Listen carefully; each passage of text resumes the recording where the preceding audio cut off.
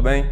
Sejam muito bem-vindos para mais um bloco do nosso curso de Direito do Trabalho voltado para a segunda fase da OAB, ok? Como eu já havia explicado anteriormente, esse curso é dividido em 3 módulos. O primeiro módulo vai abordar o direito material do trabalho, que é exatamente o que nós estamos estudando agora. O segundo vai abordar o direito processual do trabalho. E depois nós teremos um outro módulo que vai abordar, propriamente dito, as peças processuais no âmbito trabalhista, ok? Nos 2 primeiros blocos, nós vimos uma visão geral, tivemos uma visão geral conceitual do direito do trabalho, ok? E depois nós tivemos alguns conceitos importantes sobre a distinção entre relação de trabalho e relação de emprego. E quais são aqueles trabalhadores que têm uma relação de trabalho, ok? E, por fim, nós concluímos o último bloco analisando as principais características do trabalhador rural, que ele tem um vínculo de emprego, tá bom? E nesse bloco nós vamos continuar analisando alguns trabalhadores que têm uma relação de emprego com seus empregadores, certo? Então, o próximo trabalhador que nós vamos analisar é o trabalhador doméstico, ok? Primeira informação que vocês têm que ter em mente é o seguinte: o trabalhador doméstico ele não está normatizado pela CLT, ok? Ele está normatizado pela Lei Complementar 150 de 2015, perfeito? Então, ele tem uma normatização própria. A segunda informação que vocês têm que ter em mente é a seguinte: o trabalhador doméstico não é tão somente aquela pessoa que vai lá na sua casa e faz a sua faxina, ou passa a sua roupa, ou faz somente a sua alimentação, nada disso. O empregado doméstico, além dessas pessoas que eu citei para vocês, pode ser também o piscineiro, pode ser o jardineiro, pode ser o motorista da família, ou seja, todos esses trabalhadores, eles são o quê? Empregados domésticos, perfeito? Pois bem, então, tendo essa visão inicial de quem é o empregado doméstico, é fundamental que nós tenhamos em mente outros requisitos, outras características desse trabalhador. Quais são?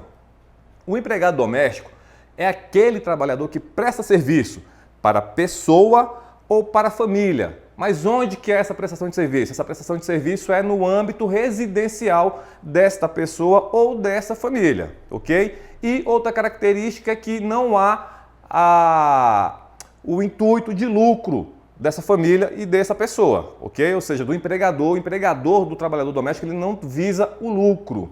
Vamos exemplificar para ficar mais claro.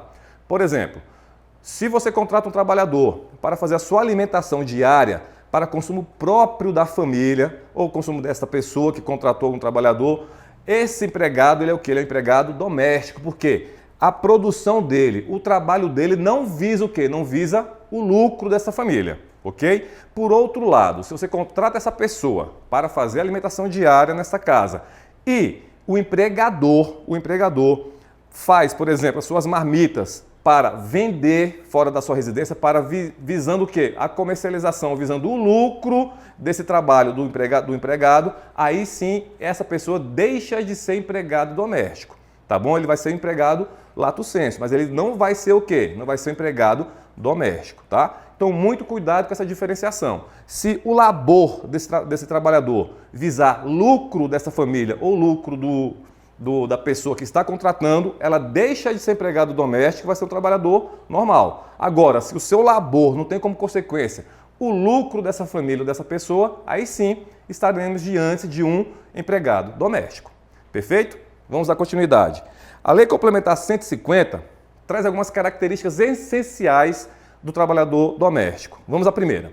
O empregado doméstico necessariamente tem que ser quem? Tem que ser uma pessoa física, ok? Tem que ter a relação de pessoalidade, tem que ter a onerosidade, a subordinação jurídica e, muita atenção, a habitualidade.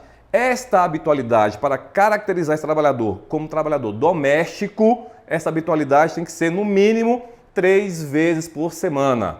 Ou seja, para que a pessoa possa se enquadrar como trabalhador doméstico, ela tem que prestar serviço 3 vezes por semana. Porque se ela presta serviço 1 ou 2 vezes por semana, esse trabalhador ele vai ser o quê? Vai ser o diarista, perfeito? Mas empregado doméstico ele tem que laborar 3 vezes por semana necessariamente, no mínimo 3 vezes por semana, ok? Próxima característica, vamos aqui comigo na tela, para a gente ir analisando as características do empregado doméstico. A próxima característica é que o trabalhador doméstico ele pode ter um contrato por prazo determinado. Ou seja, A Lei Complementar 150 de 2015, ela possibilita que empregado e empregador, por meio de um consenso e desde que esse consenso esteja devidamente registrado, eles podem firmar um contrato por prazo determinado, tá certo? Por quê? Qual é a regra? A regra é que o contrato de trabalho entre empregado e empregador é um contrato por prazo indeterminado, ok? Mas o empregado e empregador no âmbito doméstico, eles podem muito bem estipular, desde que haja um consenso entre eles, isso esteja devidamente registrado na carteira do trabalhador, eles podem estipular entre si um contrato por prazo determinado, sem problema algum, perfeito? A próxima característica é que o empregado doméstico, nesse âmbito desse contrato de trabalho, tem que haver o quê? Necessariamente o controle da sua jornada, ok? Ou seja, o empregador ele tem que ter esse controle da jornada do trabalhador, seja um controle manual, seja o controle eletrônico, ou seja, desde que seja o controle idôneo, seja o controle legal, o empregador doméstico ele é obrigado a ter este controle de jornada do seu trabalhador, ok? Próxima característica, tanto o empregado doméstico, juntamente com o seu empregador, eles podem, no seu contrato de trabalho, normatizar o quê? Uma jornada de 12 horas de trabalho por 36 horas de descanso, perfeito? Ou seja, de acordo com a lei complementar, é possível que a jornada de trabalho desse trabalhador doméstico possa ser de 12 horas de trabalho por 36 horas de descanso, desde, como eu já falei anteriormente, seja algo consensual entre as partes, ok? E que isso esteja devidamente registrado no contrato de trabalho do empregado doméstico, ok? Então, só fechando esse ponto aqui. Então, o trabalhador doméstico, ele tem que ter quais características? Tem que ter a pessoalidade, subordinação, onerosidade e a habitualidade. Muita atenção para esta habitualidade. Tem que ser no mínimo 3 vezes por semana, ok? 3 vezes por semana, não se esqueçam disso. O contrato, ele pode firmar, o empregado doméstico pode ter um contrato por prazo determinado, ok? Pode haver uma jornada de 12 horas por 36 e é necessário que tenha o quê? Tenhamos o quê? O controle de jornada deste trabalhador, perfeito? Continuando, pessoal. Comigo aqui na tela. O contrato de trabalho desse trabalhador doméstico, ele pode ser... Opa, só voltando aqui rapidamente. Só limpar aqui a tela aqui rapidinho, só um segundinho. Esse contrato de trabalho, ele pode ter quais características além da que eu falei para vocês? Esse contrato ele pode ser estipulado por tempo parcial, ok? Pode ser o contrato de trabalho por tempo parcial. Ou seja, nós sabemos que a regra da jornada de trabalho do empregador, ou melhor dizendo, do empregado como um todo, é de 8 horas diárias ou 44 horas semanais. Tranquilo? Quanto isso aí, sem problema algum. Já a Lei Complementar 150 de 2015, ela estipula o que para nós? Ela estipula que o trabalhador doméstico ele pode realizar uma jornada por tempo parcial. E qual o tempo dessa jornada parcial? Essa jornada parcial ela é de 25 horas semanais, ok? Ou seja, o empregado doméstico ele pode realizar uma jornada de 25 horas semanais, sem problema algum. Só peço uma atenção especial para vocês aqui com relação ao tempo parcial. Por quê? Porque na CLT, na Consolidação das Leis Trabalhistas, com a reforma trabalhista, nós temos a seguinte regra com relação à jornada por tempo parcial. Na CLT, essa jornada pode ser de 30 horas semanais, sem o direito do trabalhador realizar hora extra, ou de 26 horas semanais, com possibilidade de realizar 6 horas extras semanais. Então, na CLT, qual é o regulamento? 30 horas semanais sem realização de jornada extraordinária ou 26 horas semanais com a possibilidade de realização de 6 horas extraordinárias, ok? Por outro lado, o empregado doméstico, a jornada por tempo parcial desse empregado doméstico é de 25 horas semanais, ok, pessoal? Então, muito cuidado quando for fazer a prova de vocês. Pode muito bem cair na peça processual ou até mesmo uma questão subjetiva, essa questão da jornada de trabalho por tempo parcial do trabalhador doméstico. Então, muita atenção. A jornada por tempo parcial do trabalhador doméstico é de 25 horas semanais. Perfeito? Voltando aqui na tela. Com relação ao intervalo intrajornada, pessoal, vamos por partes aqui. No intervalo intrajornada do trabalhador doméstico, nós temos duas situações. Primeiro, o que vem a ser esse intervalo intrajornada? Esse intervalo intrajornada é aquele intervalo que todo trabalhador tem para quê? Para ter o seu descanso, para ter a sua alimentação, ou seja, é aquele período em que o trabalhador ele não está laborando e sim está ali descansando, se alimentando, certo? E o empregado doméstico, ele tem duas situações. Primeira situação, se o empregado doméstico ele não reside, ele não dorme no seu trabalho, ou seja, ele não passa 24 horas, ele não tem a pernoite no seu trabalho, como que vai ser o seu intervalo intrajornada? O seu intervalo intrajornada vai ser de 1 hora, no mínimo, e no máximo de 2 horas. Perfeito? E atenção, esse intervalo intrajornada ele pode ser reduzido para 30 minutos, ok? Então, só repetindo para ficar bem sedimentado na cabeça de vocês. Se o trabalhador ele não reside no seu trabalho, se ele não dorme no seu trabalho, a sua jornada, o seu período intrajornada vai ser de no mínimo 1 hora e de no máximo 2 horas, podendo esse intervalo intrajornada ser reduzido para 30 minutos, ok? Por outro lado, se o trabalhador ele reside, se ele dorme no seu trabalho, ele fica o tempo inteiro, ele fica full time na residência onde ele trabalha, como que se dará esse intervalo intrajornada? Nesse caso, ele vai ter direito a 2 períodos de intervalo intrajornada. Ou seja, ele vai ter o primeiro período, que vai ser também de no mínimo 1 hora e no máximo 2 horas. Esse primeiro período vai ser durante o dia, normalmente no horário do almoço. E o segundo período vai ser à noite, que ele também vai ter um intervalo de no mínimo 1 hora e de no máximo 2 horas, tá certo? Ou seja, muito cuidado com relação a esse intervalo, que nós temos um intervalo específico para quem não reside, que ele vai ter somente um período, e temos um intervalo específico para quem reside no seu trabalho, que ele vai ter 2 períodos de intervalo, ok? E atenção, esse intervalo ele pode ser reduzido para 30 minutos. Onde que está a permissão para isso? Lá no artigo 611-A da CLT, que diz o seguinte, que acordo coletivo e convenção coletiva se sobrepõem à lei quando? Quando estiver tratando aqueles diversos incisos que está no artigo 611-A. E dentre os incisos está a questão do intervalo intrajornada. Ou seja, esse intervalo intrajornada pode ser reduzido, perfeito, pelo empregado, pelo empregador para 30 minutos, sem problema algum. Ok, pessoal? Então, dando continuidade. Férias. As férias do trabalhador doméstico. Vamos lá. Qual é a regra geral? A regra é que, primeiro, quem determina o período de férias do empregado doméstico? Quem determina esse período é o próprio empregador. Perfeito?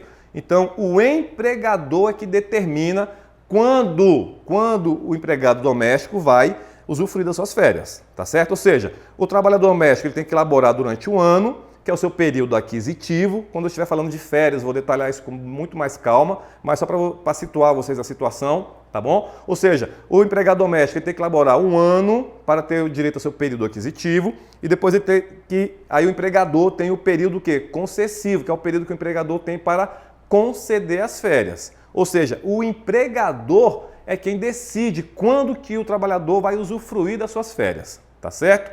E voltando aqui para a tela. O empregado doméstico, a regra é que ele tem direito a 30 dias de férias. Ou seja, o empregador determina em que mês, em que período ele vai usufruir das suas férias. E essas férias é, em regra, de 30 dias.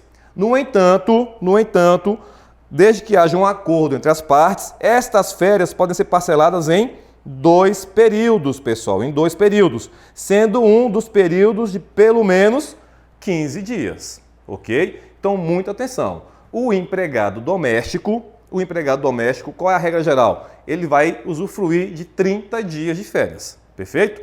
No entanto, desde que tenha um acordo comum entre ele e seu empregador, essas férias podem ser parceladas em 2 períodos, desde que um dos períodos tenha no mínimo 14 dias, ok? Muita atenção com relação às férias, pessoal. Vamos aqui na tela que eu preciso explicar uma coisa para vocês. Vamos lá.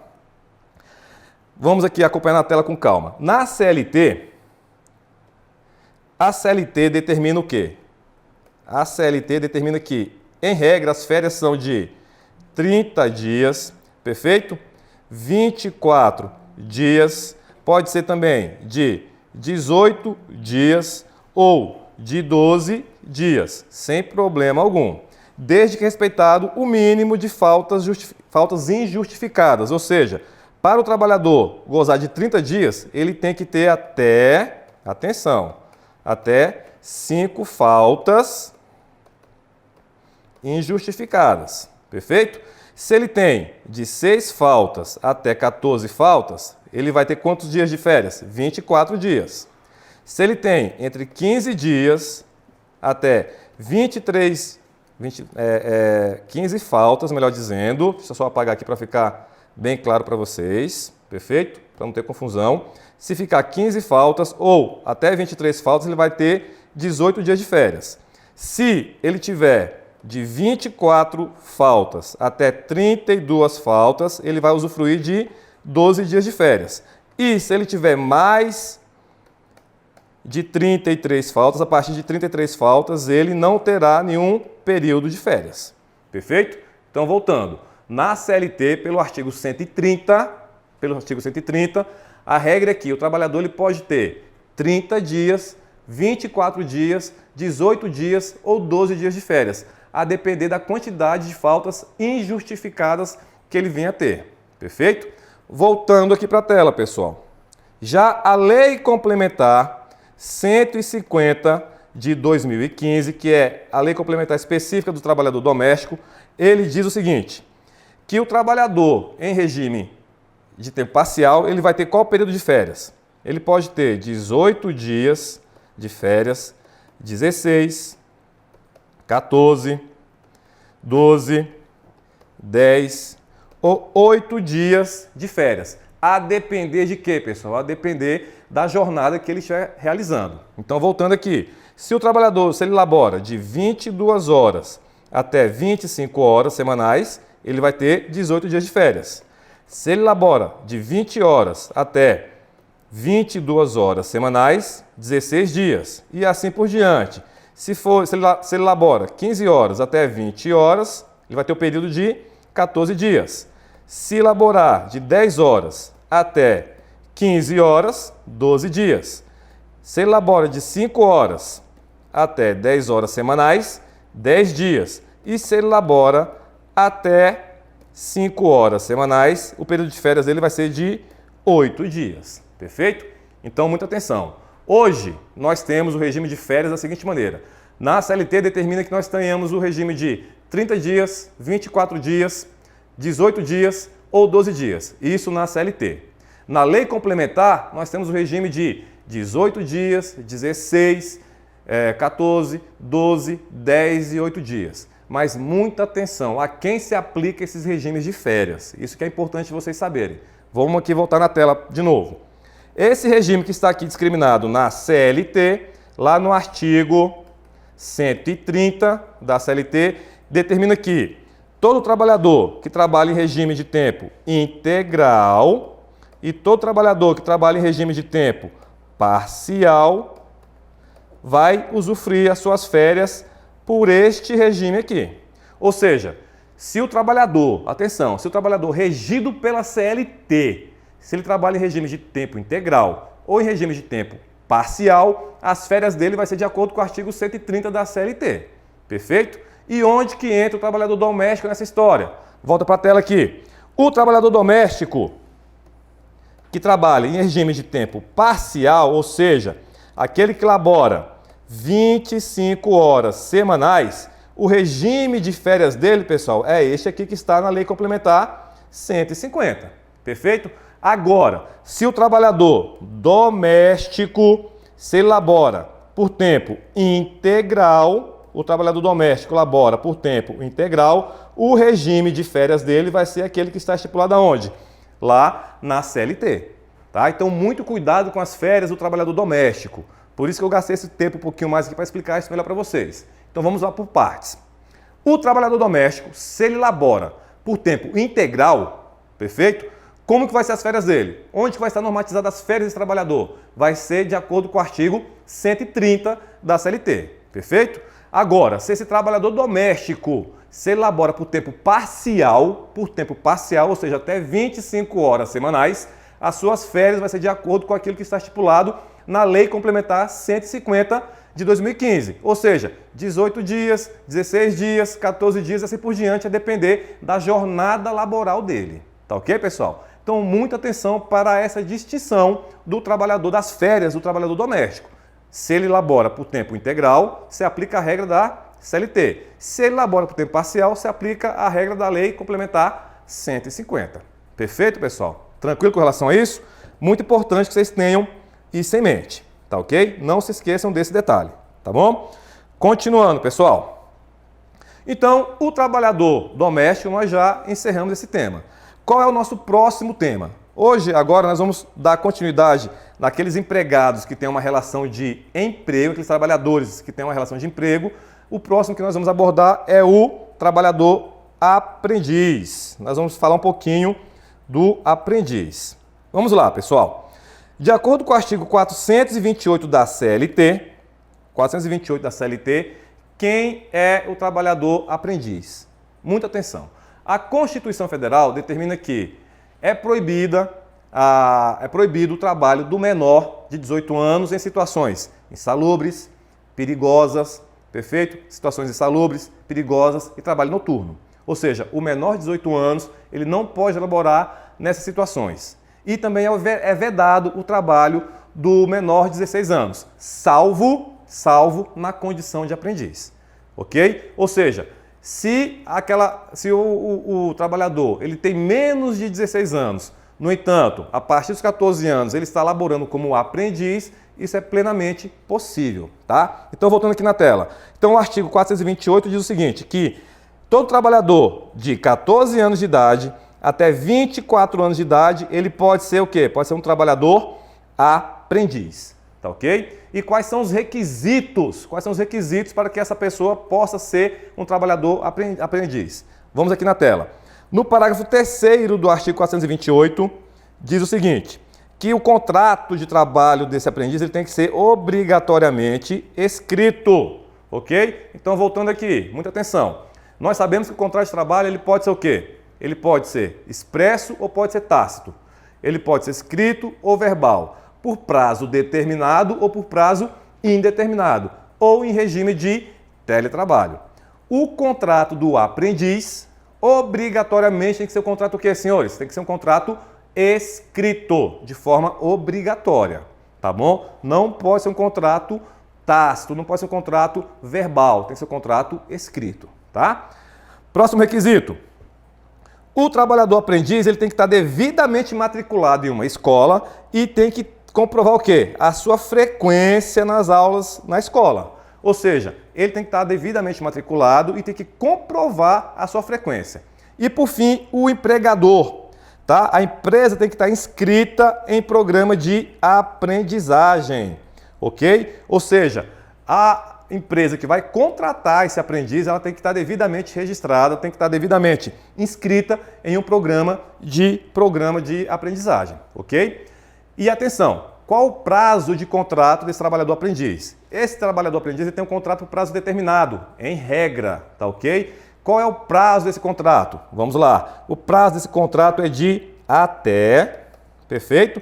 2 anos, ou seja, o prazo máximo desse contrato do aprendiz é até 2 anos, exceto, atenção, exceto o deficiente, tá? Ou seja, vamos lá, o aprendiz é aquele que abrange a faixa etária de 14 anos de idade até os 24 anos de idade.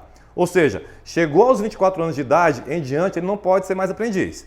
No entanto, se ele tiver algum tipo de deficiência, seja uma deficiência física, seja uma deficiência mental, uma deficiência psíquica, ele não tem essa limitação de prazo de 2 anos. Ou seja, ele pode ter um contrato por mais de 2 anos, tá ok? E também não tem a questão da limitação da idade, tá? Então, atenção, se o trabalhador ele é deficiente, esse prazo de 24 anos e o prazo do contrato de 2 anos não é aplicável a ele, não é aplicável. Ele pode ter continuidade na condição de aprendiz sem problema algum, mesmo passando a sua idade de 24 anos ou passando o prazo de 2 anos do contrato de trabalho, tá bom?